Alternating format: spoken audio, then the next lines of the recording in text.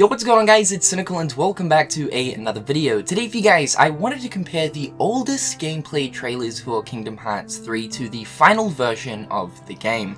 The reason why this is interesting is it really does give us a cool look at the changes that specifically Olympus as well as Twilight Town went through from the early build of the game all the way through until the final build.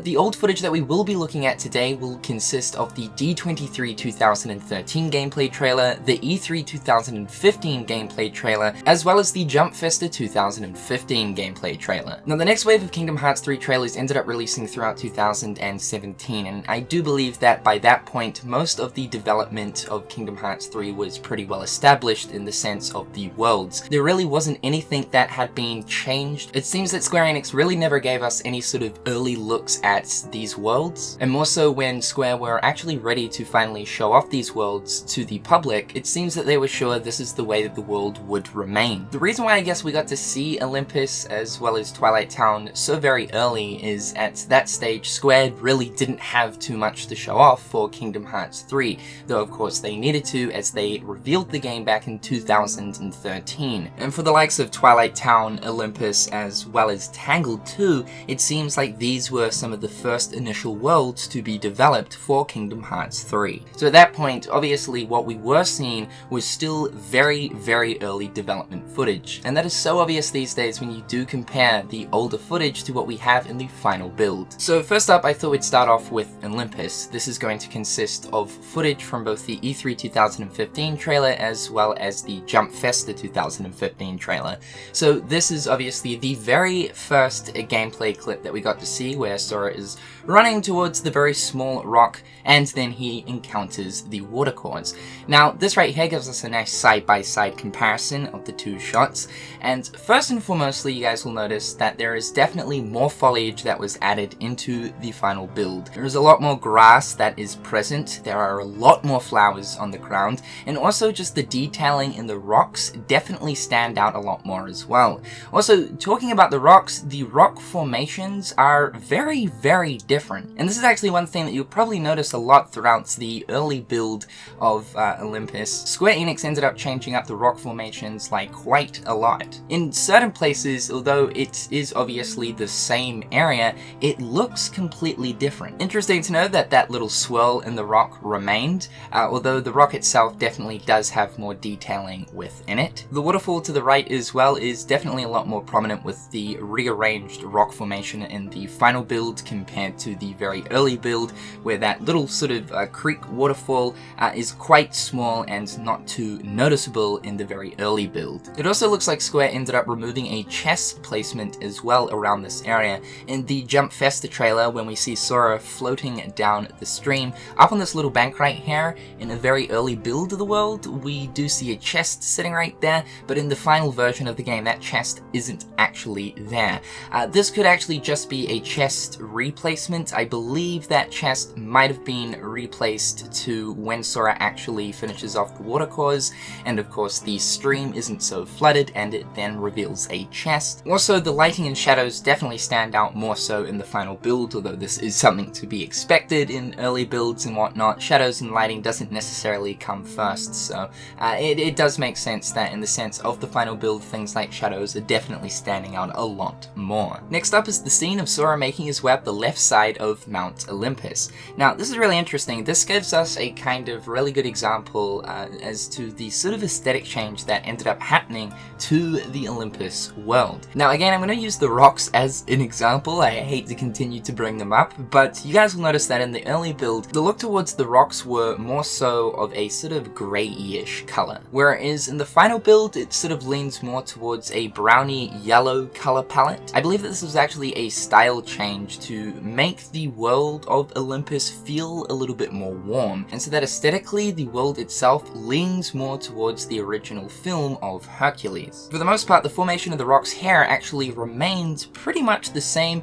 In the final build, there was a little bit of moss added to the rocks on the right there. Also, it seems as if they ended up removing the vines that were actually hanging off the statue in the early build and just lazily sort of added a little bit of moss to the top of the statue. Don't know why they ended up removing the vines, because I prefer the vines over the moss. Sora also used to have a completely different running animation while while out of combat with his Keyblade summoned. He used to actually hold the Keyblade downwards while running, which is actually very similar to Aqua's running animation with the Keyblade out. Of course, they ended up reverting back to the traditional Kingdom Hearts 2 style of run where Sora holds the Keyblade over his shoulder, which I am so very grateful for, because for some reason I just find this very awkward to look at. I mean, it works for Aqua, but it just does not work for our boy here. Next up, we have the questionable bush scene. So yeah, Square obviously ended up adding in a lot more detailing into this area right here. Of course, we do have the barrels, and a lot of these were obviously added all around Mount Olympus and throughout Thebes as well. Things like the crates and the vases and the stuff that you can smash to get different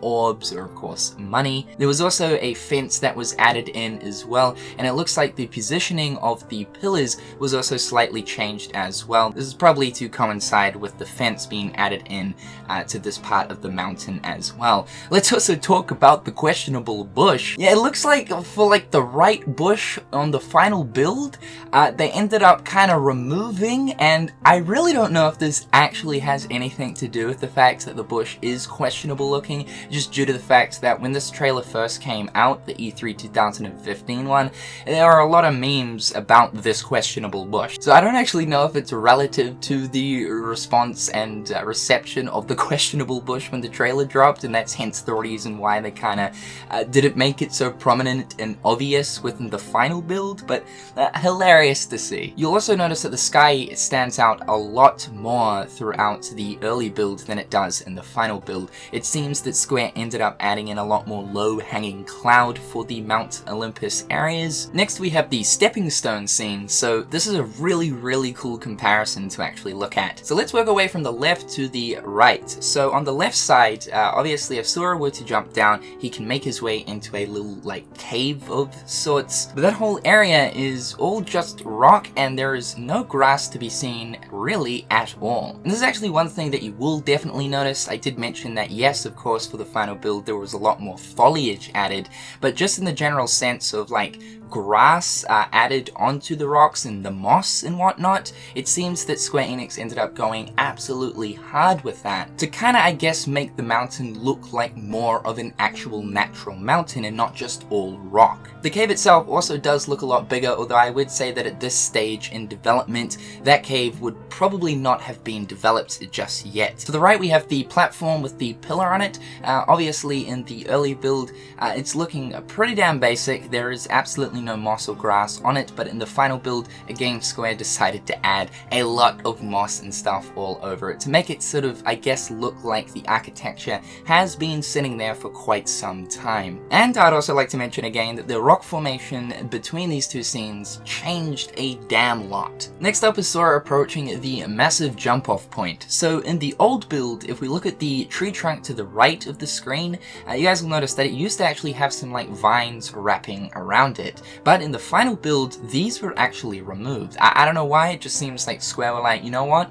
Forget vines. Also in the old build, the cracks in the dirt for some reason end up standing out a lot more compared to the final build. Although these sort of cracks in the dirt are still there in the final build, they're just not that noticeable. Definitely not the same looking cracks, but cracks are still there to be seen. Again, this has probably got something to do with the general aesthetic of the world and style change, so that it leans more towards looking like an Hercules world. Remember that Hercules is based off a cartoon and not so much realism, so I guess you could say that in some parts of the old build, some areas looked perhaps maybe a little bit more realistic than in the final build, but I just do believe that this was a style change that it leans more towards looking like a sort of 3D cartoon. Also, the lighting here is just completely different. You guys will notice that the shadows are just in a completely different spot. In the final build, the only shadow that we have is the one that's being casted by the tree. In the earlier build, obviously it looks like the sun is perhaps maybe in a different position, meaning that the cliff face to the right of Sora is what's casting the massive shadow. This means that the position of the lighting was obviously readjusted for the final version. Next we have the famous cliff jump scene. Yes, one of my all-time favorite trailer scenes absolutely ever. Now this is a really cool comparison as well.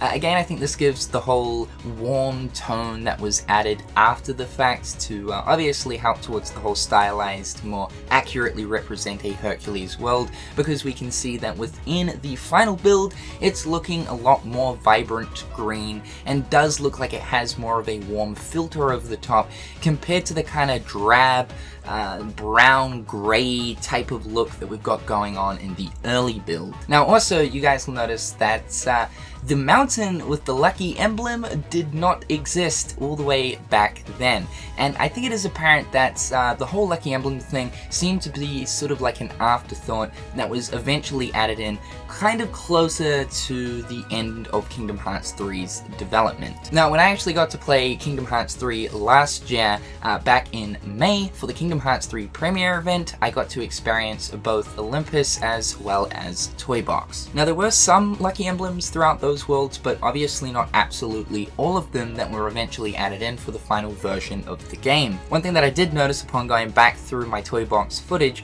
was that lucky emblem that's on the ground outside of the front door of Andy's house, that's in the shape of the leaves, we actually have to stand up on the step to get the photo of, did not exist during that 2018 build of the game. So it seems to be that like lucky emblems were added in sort of over the course of the development, but I would say it's something that was thought of sort of towards the end, and as they get closer to the final stages of development, more and more and more lucky emblems were added into the worlds. Now also, while we're talking about Toy Box, there was actually a part of a cutscene that was removed from Toy Box that appeared in the early demo version of Kingdom Hearts 3. In the demo version of the game, when Sora, Donald, and Goofy first arrive in the Toy Box world, Rex actually rushes up to all three of them and mentions that Sora is Yozora, as well as Donald and Goofy being Yozora's sidekicks named Magia and Aegis. Now, the entirety of this overall cutscene still exists, obviously, within the final build of the game, but for the few seconds where Rex grabs Sora, Donald, and Goofy, namely saying that Donald and Goofy are the super sidekicks of Yozora, was completely cut from the final version. Now, the reason why I believe this was actually removed is because Donald and Goofy are anamorphic animals. It makes zero sense as to why Rex would race up to the three and namely say that both Donald and Goofy also look like Yozora's sidekicks, Magia and Aegis. Just in case you guys don't know who those characters are, they're the two that fight alongside Yozora within the Verum Rex commercial. It's understandable as to why Rex would mistake Sora for Yozora, because of the fact that, you know, Sora does look like an anime kid, it's similar to that of Yozora. But still, the reason why this was cut is most likely due to the fact that it really doesn't make any sense as to why Rex would be freaking out over Donald and Goofy looking like some anime kids as well. Now let's flick over to the D23 2013 gameplay trailer, specifically looking at the Olympus portion, which shows us the fight against the Rock Titan. Now there's quite a few differences here, and obviously there will be, as this is extremely early in development, but not only that, obviously this is before Square Enix did the whole engine swap to Unreal Engine 4. Initially they were of course using their own engine, which was known as the Luminos, before scrapping everything and starting over for Unreal. This is really interesting to look back on though, because the Rock Titan was absolutely massive, dude. They scaled him down in the final version quite a bit, and because of the fact that he was actually so big initially, the actual like arena for the boss fight was huge. At this point, it quite literally looked like we were at the top of Mount Olympus without any sort of heavens area. So I do have to wonder, was the heavens initially planned for the world of Olympus in this game? Of course, this was probably leaning more towards just an example of what Kingdom Hearts 3 is looking like in actual gameplay. Also, when looking towards the Big Magic Mountain roller coaster attraction flow ride, this clearly worked differently, as in the final build, you'll know that we use an ability on this attraction flow known as Chimney Flare, which shoots out like a bunch of fireworks, whereas in this version, there's no real fireworks to be seen that's being shot out, but also Sora's actually slashing the Rock Titan as he's going past it. Also, at the very end of the attraction flow ride, Sora, Donald, and Goofy then jump off of the roller coaster and send it flying towards the Rock Titan, which actually never happens at all when using this attraction flow the two times you get to throughout Kingdom Hearts 3's final version. And also the HUD as well is quite a bit different. The HUD's been through a lot of different versions throughout the amounts of trailers we've received, but this one specifically looks pretty damn cool in my opinion, mainly because of the fact that the heads of Sora, Donald, and Goofy, the sprites, they are actually animated, they're moving. And while I do still prefer the art faces that we've always had throughout Kingdom Hearts, now of course we do have the 3D renders of the models as the faces, I kinda still wish we had the animation going on within the HUD. It just looks really cool. It would mean that of course if like any of your party members or of course Sora were to be attacked, I guess he'd actually move in the heads up display. It also looks like S-Step was heavily toned down for the final build of the game as well. We see this clip right here in the Jump Festa 2015 trailer of Sora zipping from enemy to enemy to enemy to enemy, using of course S-Step. Now you guys should know that in the final version you cannot do this. You can do it with objects, but you cannot do it with enemies. And it actually looks like you had to press the attack button to zip from one enemy to another. I'm assuming while doing so you're damaging them, and then to finally finish it up, Sora performs what looks to be a crazier version of Buzzsaw in the sense of its radius. Next up is Twilight Town. Now Twilight Town did receive some changes, but obviously not too many, as we didn't get to see too much of the world, really only specifically the tram area. But in this version, which is from the E3 2015 trailer, we have the patched up hole in the wall that in Kingdom Hearts 2 would obviously lead us into the mysterious woods. That was actually completely sealed up for the final build of the game, and instead a dude just simply stands where this hole would have been and tells you the new way to access the woods, which is via the sewer system. We also have all these pipes right here which aren't in the final version, which have a lot of different vines and stuff wrapped around them. Again,